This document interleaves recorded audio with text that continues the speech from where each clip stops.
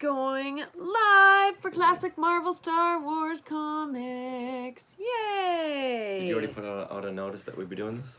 I did not, so that's what I'm going to do right now. Alrighty. Woohoo! Upcoming live streams is right here. Look at that. There we are. Yay! Alright, so I'm going to share this. And welcome everyone. Hi! Hey, Skywalkers. Gonna do a whole new thing. Oh, someone's joined us. We're gonna do something we've never done before, and that's a live classic Marvel Star Wars comics. Yay! You'll have to excuse Richard. He's just getting over something. I'm on some kind of a hump of this cold. Yeah. Yes, you are. Yeah, so once again, oh, 3 people, okay. Yay, welcome. Yeah, so like I was just saying, we're going to do a live classic Marvel Star Wars comics, and unfortunately we don't have Randy with us this time again, so it's easier to do a live show. That's true, yes. Yeah, it's hard to do a live show when you can't do a live show when you're recording with someone. Then you Otherwise, sit on one side of it. Yeah, you just hear half the conversation. Yeah, it's really funny. I know. Go on. That's not going to be very entertaining for anyone out there. No. Well, Louis Anderson. Hey, Louis Anderson. Hello, hello. I believe this is the first day. Christopher Marino, good morning. Awesome, you guys. Thank you for joining us. I'm just sharing this post. We are live right Louis Anderson, are you a classic Marvel Star Wars fan? I know Chris Marino is. Yeah. Yeah, there we go. Yeah, it's much fun doing these. As we see as we go along, there are so many foreshadowing to future Star Wars movies. Yeah, there's some good ones in this one. Yeah, so definitely. Yeah, so don't tell me that the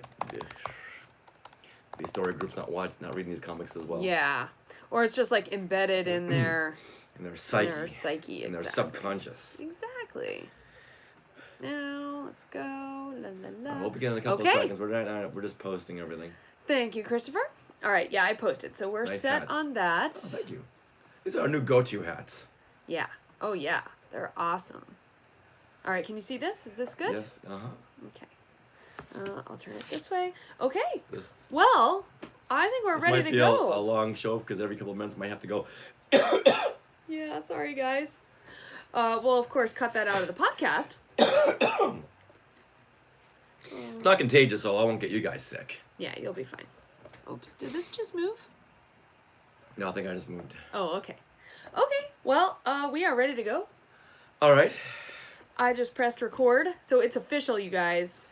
It is official. All right. All right, ready? Yes.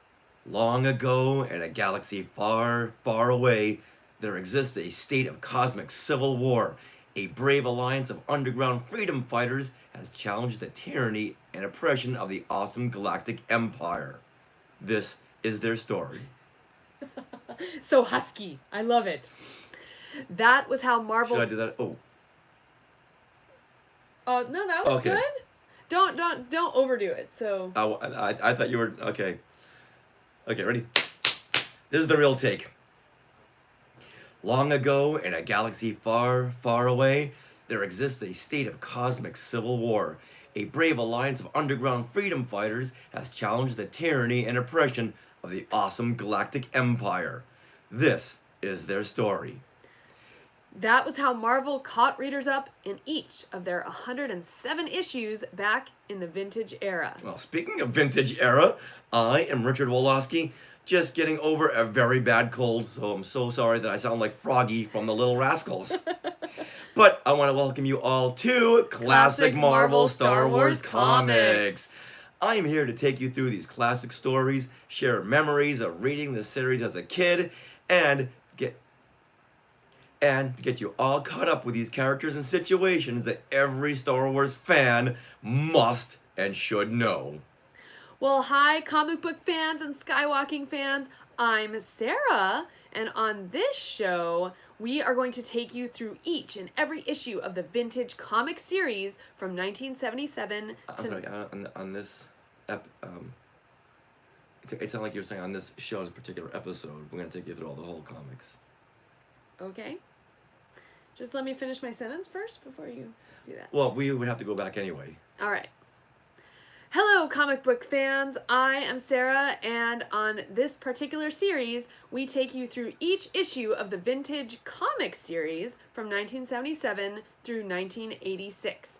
I am going to give you my new, fresh perspective on these comics since this is the very first time I'm reading them.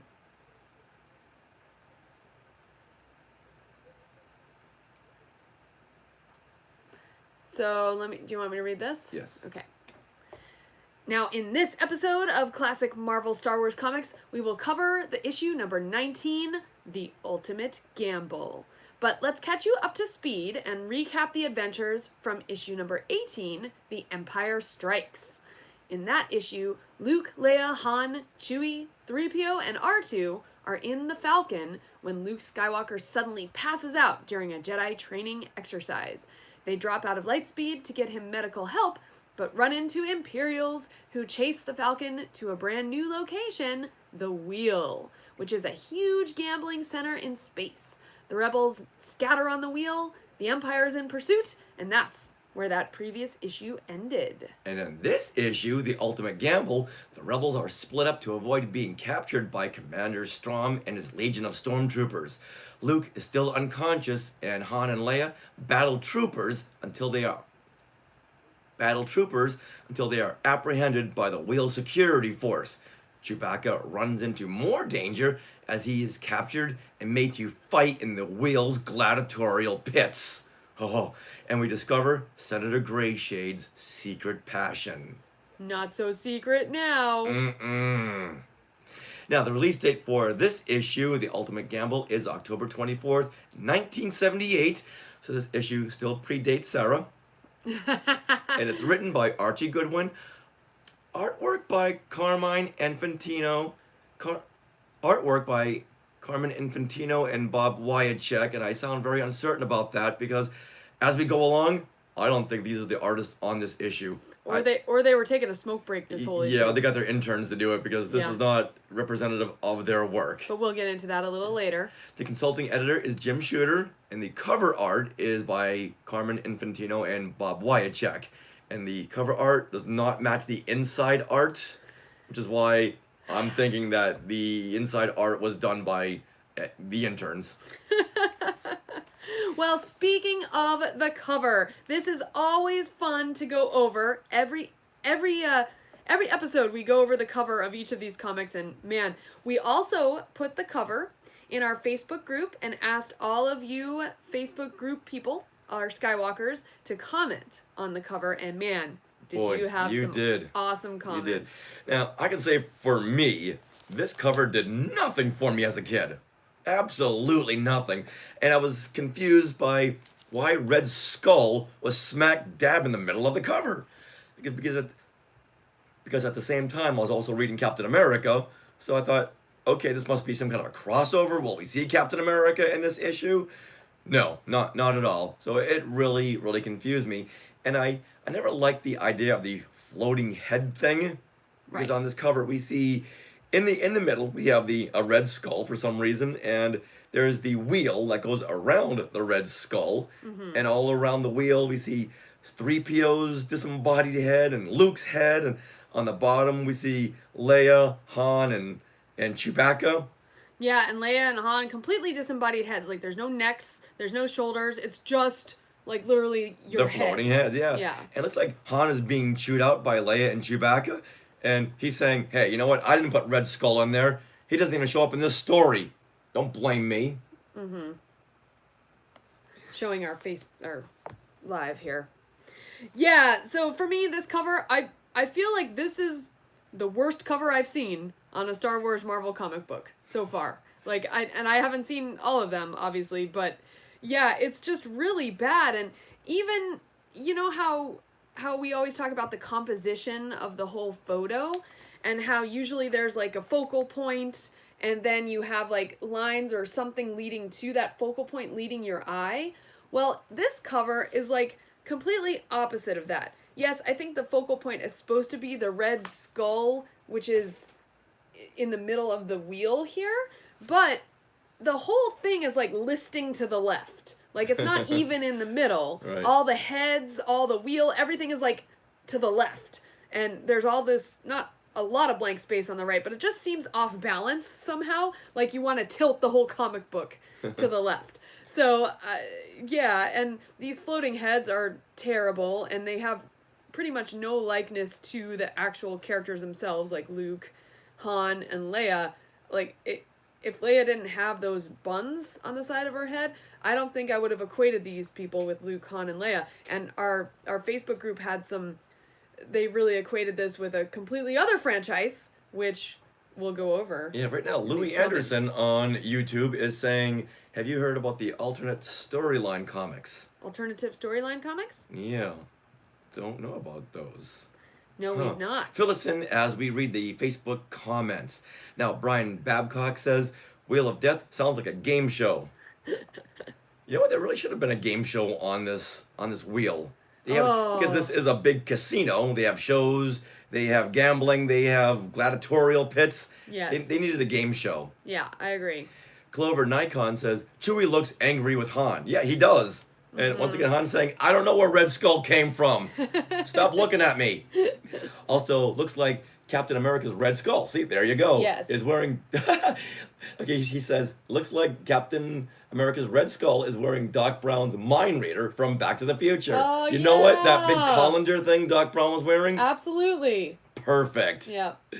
All right, Heather Hunt says, Luke looks like He-Man. Yes. He always looks like He-Man. We got a lot of those. Garrett Sessions says, it's really hard to draw Chewbacca, isn't it? Aww. And I think there needs to be some kind of a sarcastic overtone with that. yes, yes. Because, yeah, it doesn't get until, like, it takes them until, like, 104 issues to finally draw Chewbacca correctly. Oh my gosh. Out of 106 issues, Wow. 107 issues.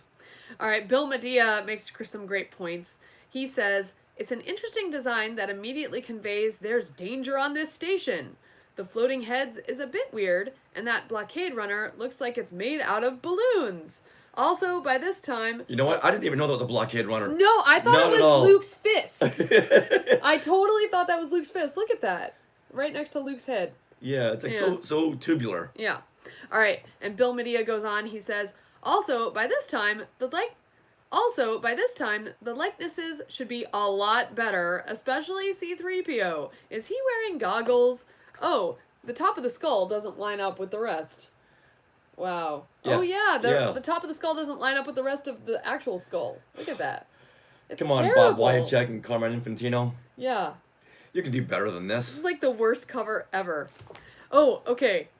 And then there's just a lot of comments. Martin Keeler says Chewie's hairstyle may have been the ultimate gamble, and it didn't pay off. Oh. Michael Cannon says, floating heads should be a sign that this issue is going to be a tad odd. Like, holiday special odd. Oh, I wished. And 3PO has a look like, why am I here? Oh, wow. There's so many He-Man comments. Oh, and my mom, Norma Heitman, had something fun to say. She says, we can't wrap our heads around this. Yeah, I think the most common denominator was a He-Man equation. Yes, Tati Perez posted a picture of a He-Man comic, and then, Luke and the skull close up. Oh, yeah, the He-Man and his nemesis. Skeletor. Skeletor, thank you. Oh, Yes! And so Tati is saying, this cover is keeping me busy. She posted a bunch of different, You know what? I didn't even get pictures. that. Luke and Skeletor. Oh, yeah. Luke and Red Skull and He-Man and Skeletor. Yeah. That's awesome. It's totally, yeah. Oh, I feel like I should be sitting in a corner right now in a timeout. Why? Why didn't I get 'cause that? you didn't get it? Yeah. I'm gonna put myself in a timeout. Well, you know what? You weren't a kid when He-Man came out, so you didn't watch it regularly. No, I mean like right now. Well, I know. Yeah, but it's, wow, this cover. All right. Well, thank you, Skywalkers, for weighing in on that cover. Always so much fun. Now, Sarah, what are your initial thoughts on this issue number 19, The Ultimate Gamble? Well, I have some thoughts, and I do want to tell you, Skywalkers, if you guys are just listening to this and aren't looking at us on YouTube right now, just be sure to go to our show notes and you'll see the cover, the picture of the cover, so you can know what we're talking about. It's pretty bad. You know, they say ultimate gamble so many times in this issue. I think we need like a buzzer or a bell. Ooh, or a drinking game. How about that? Let's go to food and wine. Okay, so Bring the comic. Every time we see the ultimate gamble, yes, or we read the ultimate gamble words, yeah, we need a sound effect. Oh, okay. Like, ooh, like a can of beer opening or bubbles. I like the can of beer. Okay. That's fun. All right. All right. We'll search for that sound effect. There you go. All right, game on. All right, my initial thoughts. Let's see here. So, really, I mean, there was a part of this where, you know, the stormtroopers are taking over the wheel, right? And this is the first time because previously the Empire has kept off the wheel because the wheel makes a ton of taxes or money for the Empire. Yeah, exactly. Right? Yeah. And that was like kind of their a bargain. lot of the Empire's shipyards were being funded from the profits and taxation of the wheel. Right. So here you see the stormtroopers trying to take over, but we get this, you know, major panel where the wheel soldiers, who look like Green Army men. From Toy Story. Yes. Exactly like them. Yeah, they take over from the stormtroopers. They have the high ground and are taking over. So it's not often in Star Wars that you see someone, or like, well, that you see someone one up stormtroopers and the Empire. Usually the Empire is the one lording it over, you know, the little people. So I thought that was fun to see.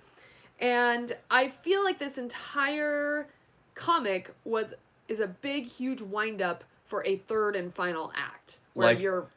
Go ahead. Like... The ultimate gamble? Yes, yes. Like the ultimate gamble where we finally see Chewie pitted against... Oh, spoiler. Yeah, I won't say it. I won't say it yet. I won't. So, yeah. So this particular episode was about setting all the chess pieces in position and to get ready for the checkmate of the next comic. So my initial thoughts were definitely more of a wind-up, and also, wow, the artwork was really bad. Yeah, and you know what? The last, 18 episodes of classic Marvel Star Wars comics, you and Randy would always tell me, Rich, you're reading way too much into this. There's no foreshadowing of the future Star Wars movies. Right. But yet there is, because once again, we're dealing with taxation.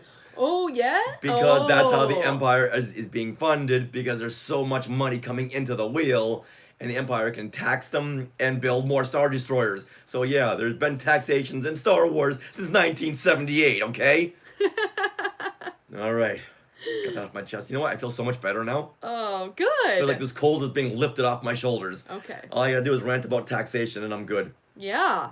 I like the fact that this story had many different levels to it, but they do spend too many pages recapping what happened in the last issue, which is what you have to do with kids. Well, I'm going to disagree with you there, but we'll get there. Okay, we'll get there. Yeah, please. Okay. And if people are just picking up this comic for the first time, it's like, oh, I'm so lost. What is with this wheel, and why are the rebels being chased by stormtroopers on this thing that's not a Death Star, and who's Senator Greyshade?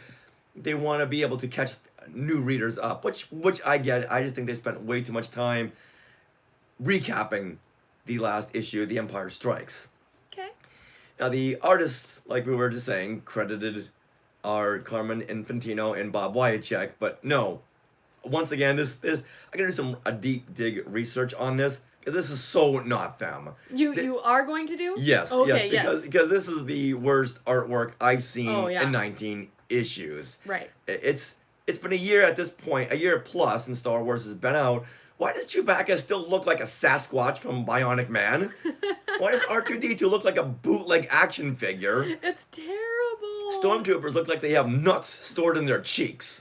Yes. Oh my, and they're not even like same looking. Like there's so many the different designs in every panel are so different. Like, okay, I know we have a lot of different troopers at this point, but that's at this point in 2019. In 1978, we had stormtroopers and TIE fighter pilots, and that was it. Yeah. But every panel, the troopers look different. Like, we need someone to draw panel 8 through 15. Ted, you're not doing anything. Put the coffee pot down and come on over. Yeah. Definitely. But Stacy, yes, this is live. Oh, you got us live. Okay. Yes, you did. All right, so should I get into the story here? Yeah. All right, with that, let's get into the story because this is going to be a fun one. Yeah, okay. So this particular issue picks up where the last issue left off. Stormtroopers have cornered R2. 3PO is holding Luke, with his buff, musculature, and Luke is still His buff unconscious. Musculature? No, I couldn't think of the word. 3PO doesn't have muscles, but he's got, I don't know. He was the superhero in the last episode. He's got load lifters. Yeah, there you go. Well, Luke is still unconscious after he saw something in the Force while he was meditating. He shouted, "No!" and then went catatonic. And then, here we go. So, a stormtrooper shouts, "They're one of the rebels we're after! Vaporize him and the droids!" All right, now, when has a stormtrooper ever said vaporize? And can their blasters even vaporize? Well... They put a big hole in you. Yeah, so... In Star Trek is where they vaporize you, right? Right. But I think what he means is, you can vaporize certain sections of you. Isn't that what blast marks do? No, they just put a big burn mark hole in you. Right, but that's vaporizing that particular area. Yeah, vaporize is like vaporize, you just disappear. Well, I beg to differ. It's like when Thanos snaps, you vaporize. But you can vaporize like one little section. You can vaporize a finger, right? It doesn't have to be your whole body. Yeah, I'm gonna vehemently argue with you about this one. Well, you can't even say that word, so I'm not gonna take that. I got a stuffed nose, okay? What are you gonna do? I'm gonna vehemently. Even when I didn't have a stuffed nose, I couldn't say that word. Vehemently? That's the one. That All one? right, now, just as the troopers start firing, a blast door comes out of nowhere and separates them. Well, thank you, Blast Door. That was very handy. And a stormtrooper says, "What? Some kind of barrier coming down between us?" And this is hysterical. 3PO replies from behind the barrier, "It's a containment wall to seal off damaged sections." How thoughtful of 3PO to fill in the trooper as to what this wall is. Yeah, although... And what it does. I don't think he was informing the trooper of that. I think he was informing us, the readers, who he seems to know. But he couldn't see us, the readers. He was talking to the stormtroopers. And via the stormtroopers, we get that information as well. But if you take that out of it, yeah, we're good. We know a door comes down out of nowhere, because in the previous panel we see a long shot, a splash page, and there's no way for a door to come down out of anywhere. No, it's a blast door ex machina. There you go.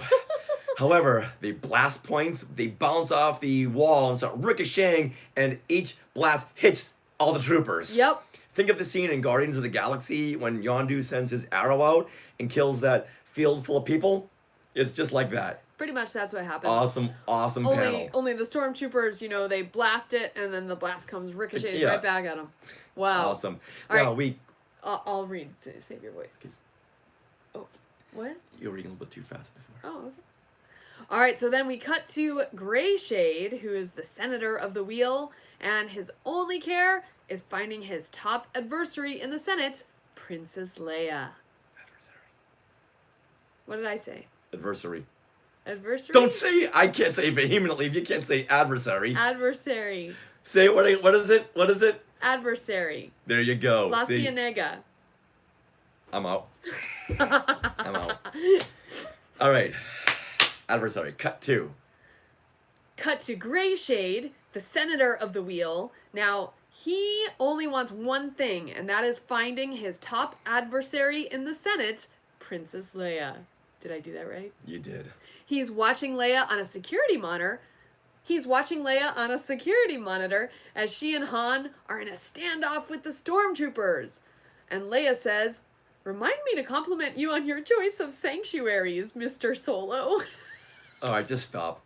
This is like page 2. There's so many stumbling blocks. Mr. Solo. Oh my god.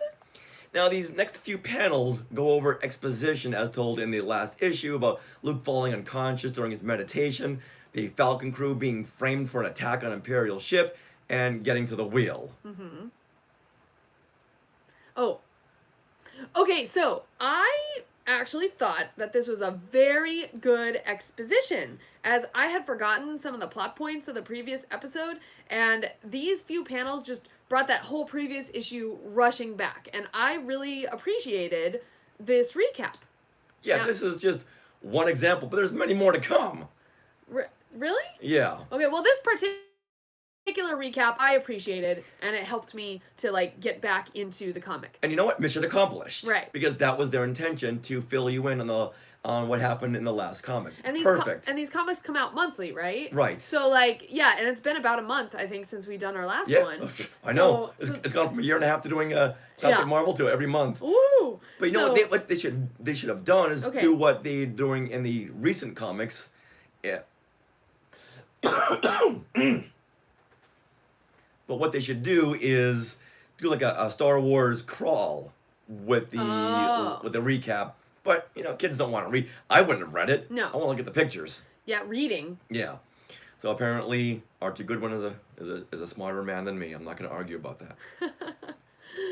All right, well. Now the following pages really gets confusing with space and time. So everyone take a knee, grab a seat, grab a beverage, because this is going to take a while. All right. Now, we see the Wheel Security Force that once again look like the Green Army men from Toy Story. Yep. They're thanking the troopers for detaining the interlopers. Interlopers? The troopers haven't caught anybody. Last we saw them, they were being blasted by Han and Leia. Troopers never caught anyone. And the wide-faced trooper in the foreground is looking right at the reader as if he's trying to make sense of all of this. Go ahead and pull that up and show the Sky Tubers. Okay. And it looks like he's storing nuts for the winter in his cheeks. Look how puffed out his cheeks are. Right there. Oh. Look at that. Oh my god. All right, we're showing the Sky Tubers. Wow. Look at that. He's looking right at the reader going, I don't know what to make out of this. Now, Army Man number 1 stands on the upper level and he says to the troopers, if there's a misunderstanding, why compound it? Particularly from a weak defensive position. That was awesome. Why would he say that? Why would he say that? And once again, the troopers haven't caught anybody. Right. But I just think it's funny, like, this is what I'm talking about, where I like that the Green Army men of the Wheel are taking over from the Stormtroopers because they have a better offensive position. They have the high ground, basically. Right, but the troopers aren't posing a threat to the Green Army men. Well, apparently they are, because the Army men are like the top guys on the station with security. But at this point, the troopers are all getting blasted by Han and Leia. That's true. But, yeah, so... Go on. I don't know. It's just part of this episode. Go on. Yeah, try to figure it out. I know. Come on. You can work through it. Okay. Show your work. Show your work. Well, okay, so I just felt like, oh yeah, so you see, when you were looking at the Stormtrooper with the chipmunk cheeks, I was looking at the little Green Army men above him, on top of him. So that's where I was seeing that. So for me, that comment made perfect sense that why, you're in a weak defensive position, so leave this matter to us and Senator Grayshade, is what the Green Army men are saying. And they kind of take control of the Wheel. They take back control from the Stormtroopers. That's what I got out of that. Okay. Yeah. And you're right. Once again, they're saying it without really saying it. There could have been better dialogue in there. Well, yeah, like, I have the high ground. Yeah, I have the high ground. We'll take it from here. If the trooper causes a problem, points to the blaster, then I can see the Green Army men being so defensive. Right. But the trooper's like, hey, we're just standing here looking at the readers, looking for answers. Now, the next panel shows Leia saying to Han about Grayshade, he's the Wheel... You know what? You read this part in Leia's voice. All right. He's the Wheel Administrator, Han? I know him from my Senate days. He's utterly corrupt, contemptible, and... Go on. That's it. And Han makes a quippy, obviously my kind of guy remark. Now, okay, explain to me where they are, because a second ago they were backed into a corner. Were they? Yeah, and now we see a very tight shot of Leia's head on Han's shoulder, and Han, his face is like totally bloated. Now, is this Han? Because I don't see no Han I would guess so. You wouldn't know by the bloated look in his face. You know what he looks like? He looks like the Joker. And the 70s collar. Yeah. He does look like the Joker, Look yes. at that. Yes. Look at his eyebrows. That's like crazy pants. Wow.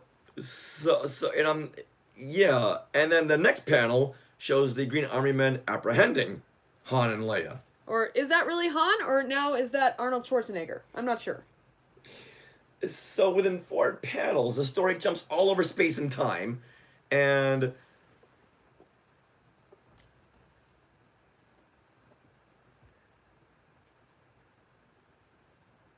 there's no reference to. So within 4 panels, they jumped all over space and time because where Han and Leia are not where they were a couple of panels ago, and yeah, I don't know. Okay. Yeah, I think the panels indeed are kind of making time go a little faster because, okay, well, now we need to wrap up Han and Leia's story because then we have to get to Chewie and then we have to get to 3PO and, you know, what's happening to all these people. And all our heroes are separated on the wheel. So in this one issue, they really had this task of having to jump cut to each one and what's happening. So yeah, so okay, if they put between panels, right, 20 minutes later, 35 right. minutes later, it's like, okay, there's the space concern right there, the time right. Time concern right there. Yeah, I think that would have helped you. Yeah. Yeah. So I was looking at it a little bit too literally, and that was my mistake. And come on, look at Han. He's never looked less like Harrison Ford in this issue. He looks like the Joker. Looks like if the Joker had poisoned oak in his face. Yep, it's bloated. Yep. Yep. And I've just given up on Chewbacca. Oh yeah. Oh yeah. Now, speaking of Chewbacca. Yeah, let's go. Let's see what's happening to him. We got the Chewie. Yay. I think it's Chewie. Well, I don't know. Not and sure. he's sneaking around the wheel. We can hold on. There's a Chewie butt. Oh my goodness. How do you see that? Yep, okay. I now have a new favorite panel. Wow. Yeah, so he's sneaking around the wheel, and there is a great panel of him inching along a narrow edge. Yeah. Right above a stormtrooper, and the stormtrooper looks like a stormtrooper in this one and only panel. But this is something you would see in like an 80s sitcom where someone's trying to sneak on a windowsill. Right. And no one on the other side can ever see him. Well, you know what? Chewie is helped out by the fact that the stormtroopers are wearing helmets. Well, and in helmets, you really can't see too much. No, you can see right directly in front of you, and that's it. Now, Chewie enters the casino. Now, Chewie enters the casino level that looks a lot like Canto Bight. And... Sorry. Okay. Now, Chewie enters the casino level, and it looks a lot like Canto Bight. And the narration reads, devoted to pleasure, specifically the pleasure of gambling. Yeah, I thought that was going to go a whole different direction. Devoted to pleasure. Whoa.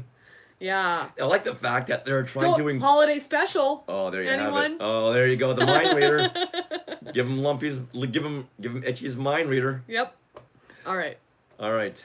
Now, I like the fact that they're trying to include some Cantina creatures in this. Like right here, you see a Tals. That's the Muftek character. And they tried to draw a Biff. They just didn't succeed. Not in any stretch of the imagination. No. Maybe a third or fourth inbred cousin of a Biff. Well, they got the wrong mouth. So it's the mouth that's really messed up. It's like a person's mouth, whereas a Biff just has like a little hole, right? It's got a little... Yeah. So it's totally messed up. They tried. I'll give them that. The interns tried. Now, it's not long before Chewie is approached by security since his ID is not registering, and he's asked to come with them. And the narration reads, anyone may make a recommendation to a Wookiee. The difficulty, of course, is getting him to go along with it. So Chewie's just going all Wookiee on them and tossing them aside and whapping them in the chest with a whack and a rarg and a wurf. Yeah, so he attacks the guards, but then a green, scaly, fish-like bouncer steps in, and oh man, it's on. It's definitely on. Yeah, now the other patrons are starting to wager on the outcome, and before this fight goes on too long, Chewie throws the green alien, and what is he again? What kind of alien? It's a Mandalorian. Oh, okay. And he throws him out the window. Not to get confused with Mandalorian. No. Mandalorian. Mandalorian, okay. Yeah, when I first read it, I thought I read Mandalorian. I got really excited.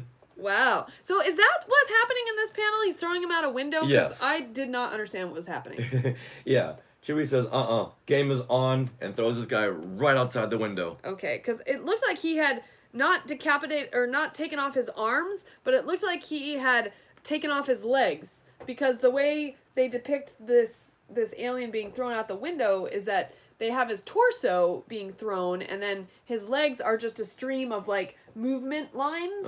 So it looks like his legs are gone.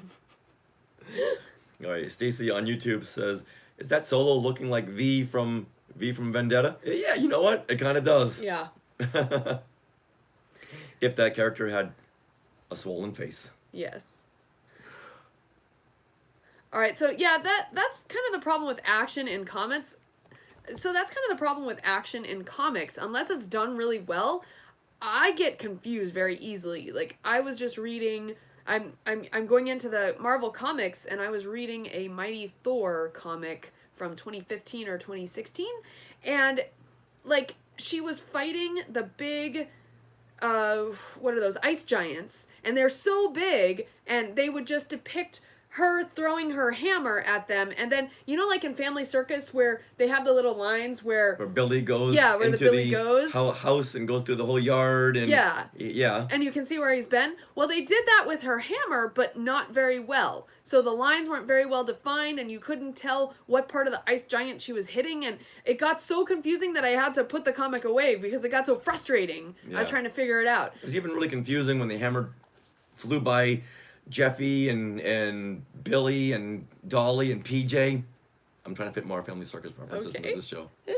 I don't remember their names, but I'm sure I figured that's what you were referencing. Yeah. I love it. I think it's the first time we've ever mentioned or referred to the Family Circus, one of the best comics of all time. Amazing. It's always my favorite. YouTubers, who's with me? Yep. Oh, me too. I'm with you. Yahoo! Okay. Now, okay, go ahead. Oh, so I just had a problem with that, like, you know, not understanding what was happening. So, but let's move on, because you'll explain what's happening. Yes. Just then, Chewie is brought down by the Green Army men, and now that they have such a fierce fighting machine like a Wookiee, they bring him to the gladiatorial pit for what is known as the Ultimate Gamble. One more time. Known as the Ultimate Gamble. Now we cut to Leia, who is filling gray shade in on the Imperial. Now we cut to Leia, who is filling gray shade in on the Imperial conspiracy, where the Imperials are hijacking profits from the wheels and blaming it on the Rebel Alliance. And just then, Commander Strom storms in. I just wanted to say those two words together: Strom and storms. Strom storms in and threatens to execute Greyshade for being associated with a rebel leader. Uh-oh. And a blast comes out of nowhere. Things come out of nowhere in this issue. Yes. And knocks the blaster out of Strom's hands. Right. And then Greyshade says to Strom, "Hey, let's you and I talk right over here. Let's have all of our droids and captors and princesses. You stay in the other room. Me and Strom, we're gonna have a few words."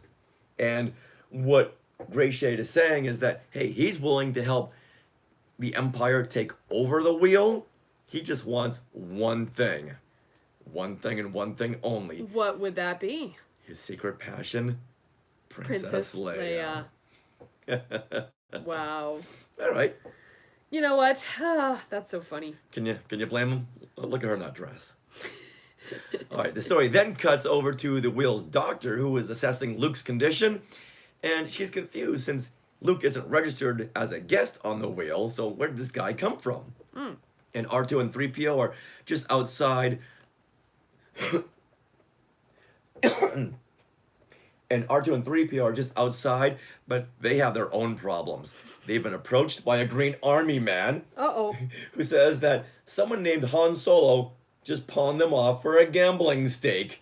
Now this is really funny. How I was thinking of the logistics of this. Like, so Han Solo is nowhere near them. No. And yet he somehow is down on the casino floors gambling.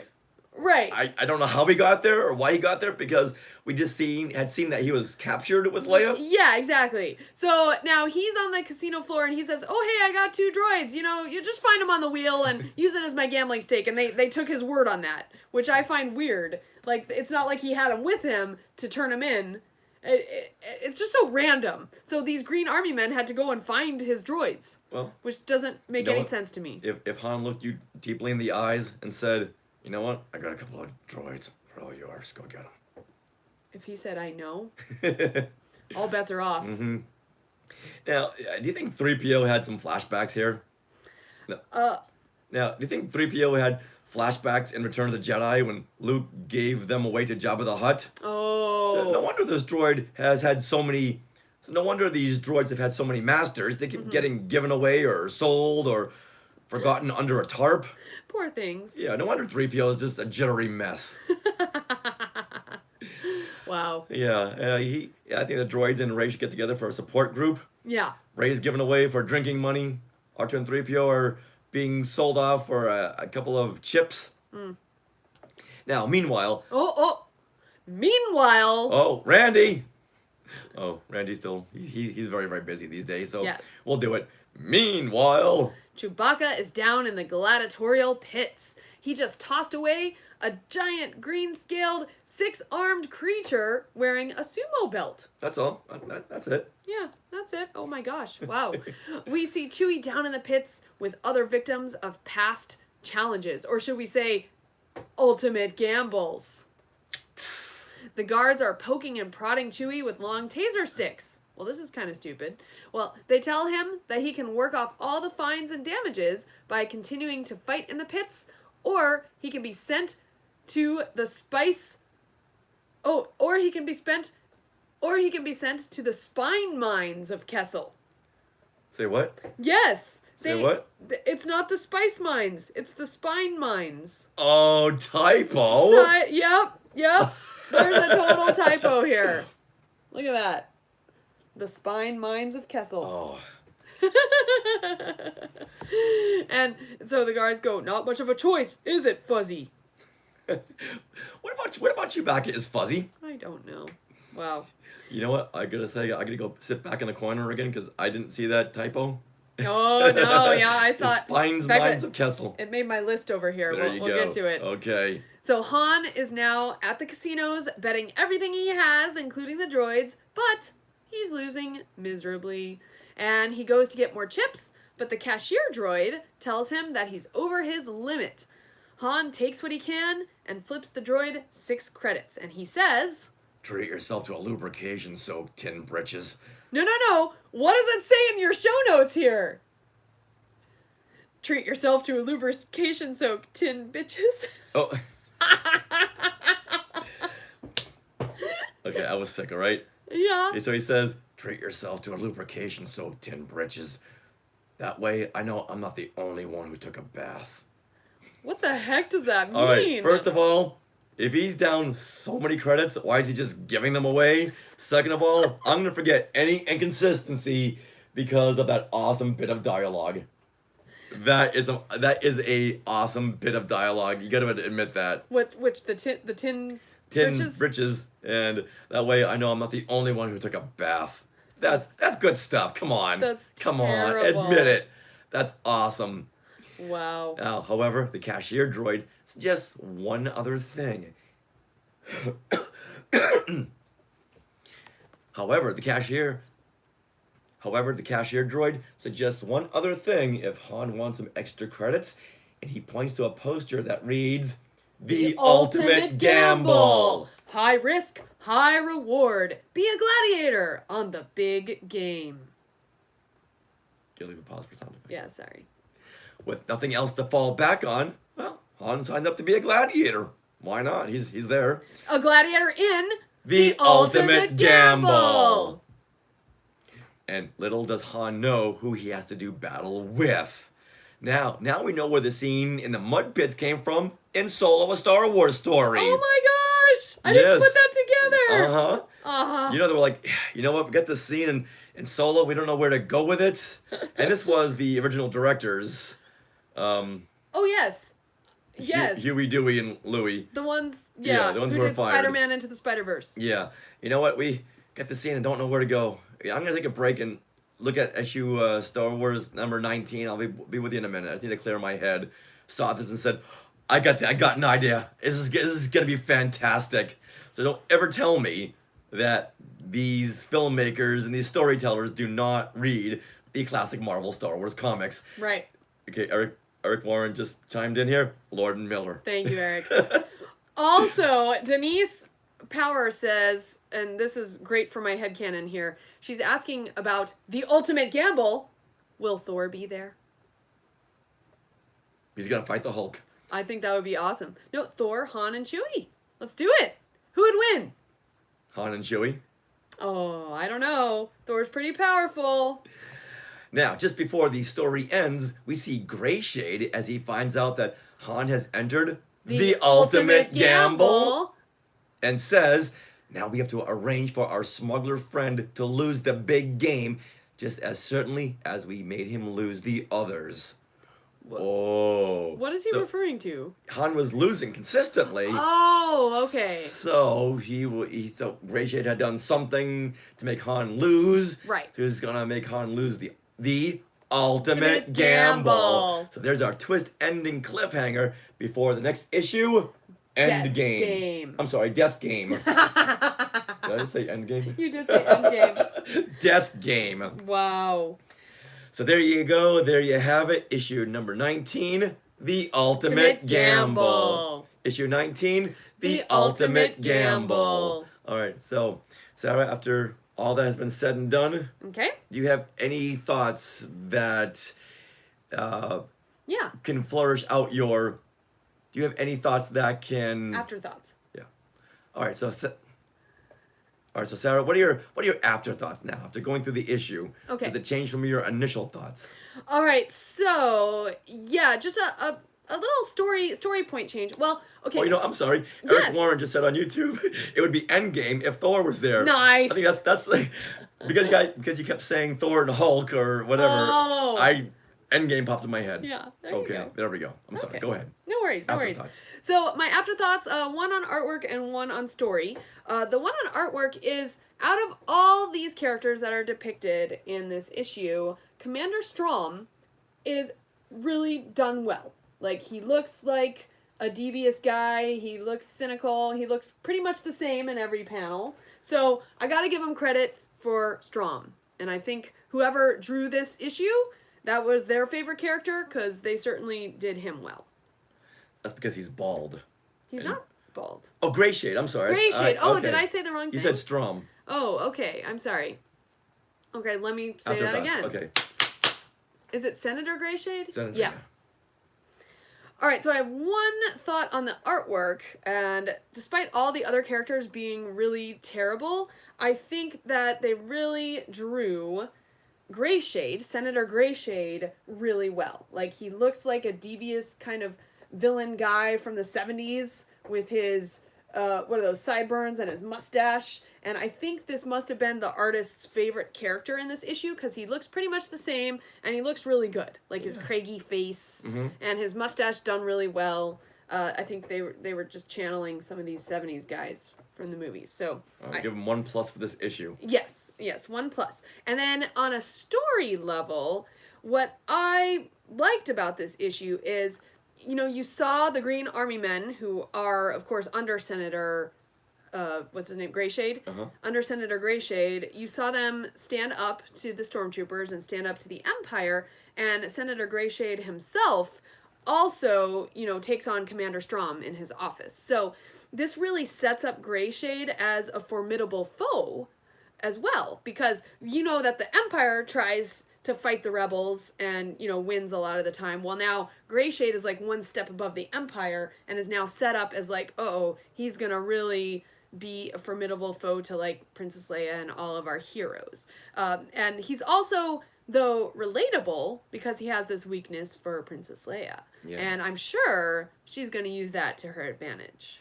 Yeah, and Leia is his biggest adversary in the Senate. Right. So when they're in the Senate, in the meetings, I'm sure he's looking over her, side-eyed. So now he's got the chance to do something about it. Yeah. And Yeah, so I think that's really, it's a good setup for the next issue, really. Now, when I read this, I wanted there to be an ultimate gamble. Yes! And there was never an ultimate gamble. No, so there wasn't. They're one issue ahead on their titles. Yeah. And the ultimate gamble refers to the battle in the gladiatorial pits against Han and Chewie, spoiler alert, for the next issue. Now, I like the way that they broke up the characters who each had their own adventure. And I just wish that Luke had more of a part in the story. Yeah. Luke is to the ultimate gamble what Kevin Costner is to the Big Chill. Oh. We see him, but don't really see him. He's there, He's dead. but we just pass right by him. He's dead the whole At least we get to movie. see Luke's face in this, where Big Chill, we never saw Kevin Costner's face. No, not at all. All right. Well, you know what? Let's get into our favorite line of dialogue, Richard. All right, now, my favorite line of dialogue in this issue is when Han goes to the casino cashier droid, treat yourself to a lubrication-soaked tin britches. That way I know I'm not the only one who took a bath. Come on, that's good stuff. That's good stuff. I just love how you wrote it in the show notes 3 times as treat yourself to a lubrication soak, tin bitches. No, we'll need to cut that part out, right? Yep. Okay. You can put it in the end. Uh-huh. Yeah, that's really funny, and it's kind of funny. My favorite line of dialogue is in the very beginning. 3PO says to R2, "How can one thermocapsuary dehousing a sister be so intolerable?" It was just so crazy and weird that it just became my favorite line, because otherwise there was no big lines that stood out to me, and 3PO is basically saying, "Oh, switch off," with more syllables than anyone can ever come up with. All right, then with that, let's jump over to most non-Star Wars moment or line of dialogue. Yes, definitely. Because that's my most non-Star Wars moment line of dialogue in this whole issue. What 3PO how can says? one thermocapsular dehousing a sister be so intolerable? Now, this is a non-Star Wars moment in this issue, and I know the writer was trying to shoehorn in the classic bickering between R2 and 3PO, Absolutely. but 3PO would never call R2 intolerable after he just saved their lives. Yeah. Because R2 was the one who brought down that containment wall, and now 3PO is calling him a thermocapsular dehousing a sister and Right. intolerable. Yeah. Dude, he just saved your life. I know. And so context, yes, I do kind of agree with you, but as for a favorite line, that just stood out to me. So that line stood out. But then now I have to get into my most non-Star Wars moment or line of dialogue, and that's when Han says, "Treat yourself to a lubrication-soaked tin, britches." Boy, we are polar opposites on Yes, this issue. we are. I'm like, why would Han ever say that? Or give him money after he's lost his last credits? Like, it's just so ridiculous. It and he is. would have probably just, like, humphed or something, or just, like, flipped him the coin, sorry for the sorry for the loss, or I don't know what he would, he wouldn't say tin britches. See, we don't always agree on everything. No! Okay. All right, now let's talk about our favorite panels. Yes. And looking at the Star Wars Omnibus, I'm going to go to page 334 when the laser bolts ricochet off the containment wall and it blasts every trooper in the room. Okay, so this is very early on in the issue. Yeah, right over here and right there. Right there, look at that. Oh. So one trooper hits, bounces back, and knocks them all down. That is a pretty cool panel. That's very, very cool. I think that's just hilarious. It does remind me of Yondu. Very much so. Mm-hmm. It's nicely drawn too. Right. You have 3 troopers and tons of laser blasts hitting everything, including each trooper, and they're all just falling every which direction. Yeah. That's some good artistry. And what page was that? 334 in the Omnibus. Now that's the one I can say that Carmen Infantino and Bob Wycheck stepped in and say, okay, we'll take over this one. Right. All right. Similarly, on page 341, my favorite panel is the one where you have all the lovely little green army men who are inspecting the Falcon in the docking bay.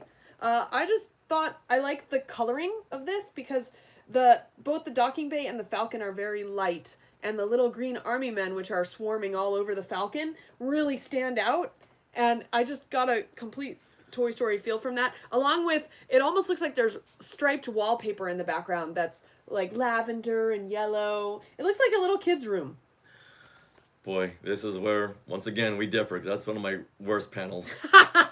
The Falcon is washed out. Doesn't look like the Falcon. I guess it's the Falcon. Uh-huh. And with that wallpaper in the background, yeah. And you know what? Had they put those little bases on the Green Army soldiers, so you know when they walk around, they don't really walk. They just gotta slide. Yeah. Then it's like, okay, this issue is the most awesome entry in the Star Wars universe. Had they done that? Okay, well, I do like the composition of this particular panel because you got Han right in the middle, and the stormtroopers are all around him, kind of pointing their blasters at him. So you got a great focal point. This would have made a better cover for this issue. No, it wouldn't have. Nope. Yep. Mm-mm. Yep. Mm-mm. Oh. Oh boy.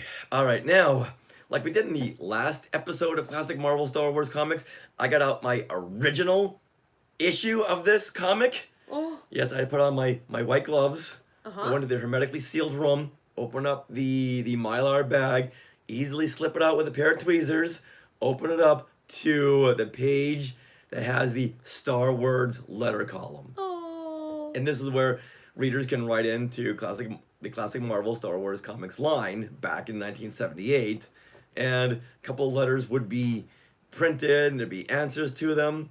So I went through the letters submitted, and, Yes. And I want to go over this one right here. Should I read it? Go ahead. Okay.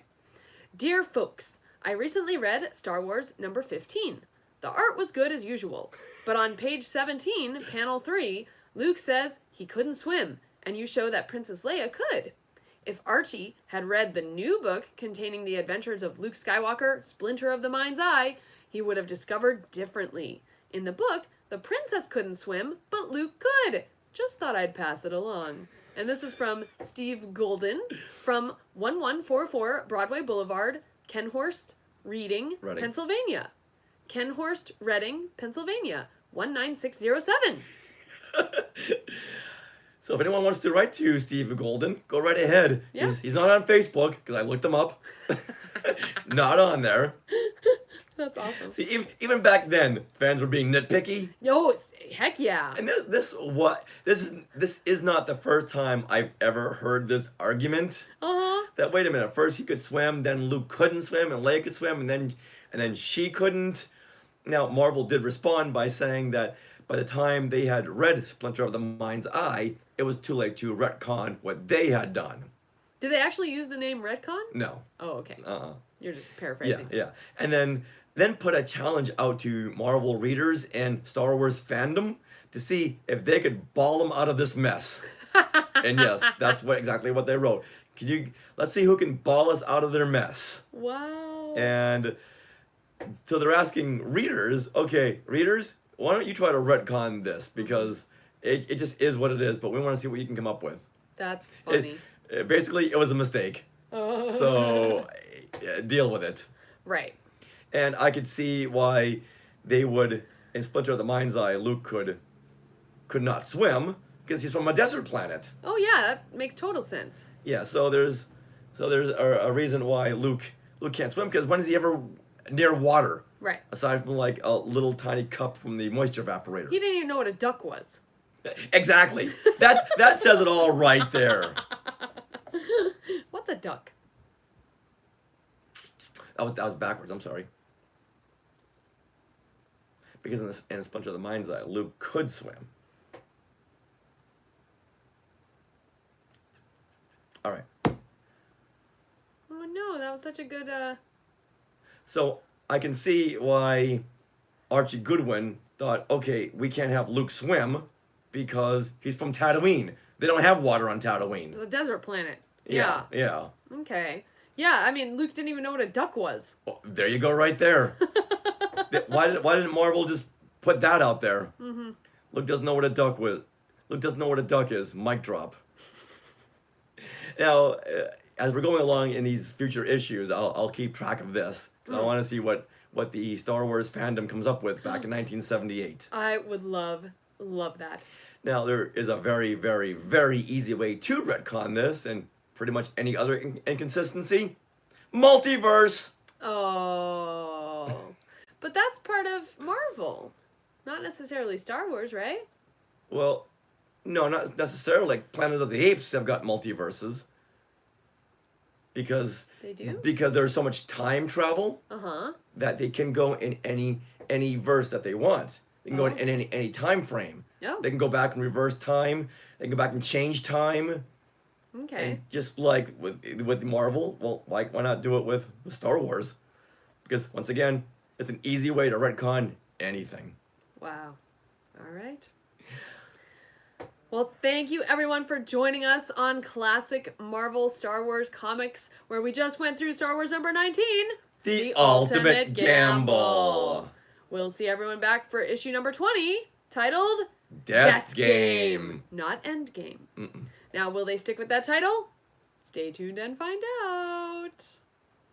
We want to thank Rob Dellinger for this awesome music for classic Marvel Star Wars comics. And if you want to check him out, please go to robdellinger.com. And he has his own band. He's touring. So just make sure that you check out robdellinger.com or his Facebook page and look at the events right there. Yeah. Name of his band, Alpha Rhythm Kings. Awesome. Yes. Go to one of his concerts or one of his appearances and just yell out, Skywalker of the Week! Things we want to share! Yay. He loves that, trust me. Now please check out all the rest of the shows on the Skywalking Network, Skynet. including the Culture Popcast, Sabers and Spells, and Skywalking Through Neverland. You can find us all at skywalkingthroughneverland.com.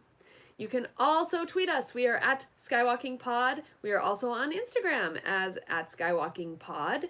You can email us, share@skywalkingthroughneverland.com. And we are also on Facebook. So search Facebook for Skywalking Through Neverland. And if the group pops up, you can request to join. And then make sure you answer those questions that pop up. And then you too can be part of our classic Marvel Star Wars Comics episodes, because we ask you all these questions. So, for classic Marvel Star Wars Comics, this is Sarah. Once again. For classic Marvel Star Wars Comics, this is Sarah. And this is Richard saying, Forp! Look at that Wookiee butt! Oh. Nice. All right, Skywalkers. Eric Warren says, look at Luke and his cousin Mark who met the Muppets. Oh. Yeah, multiverse. Yeah. Teaming up Luke Skywalker, Howard the Duck. Yay. Awesome. Dagobah is covered in water. Yeah, Luke swam there. I think he learned how to swim by then. Yes. Who knows?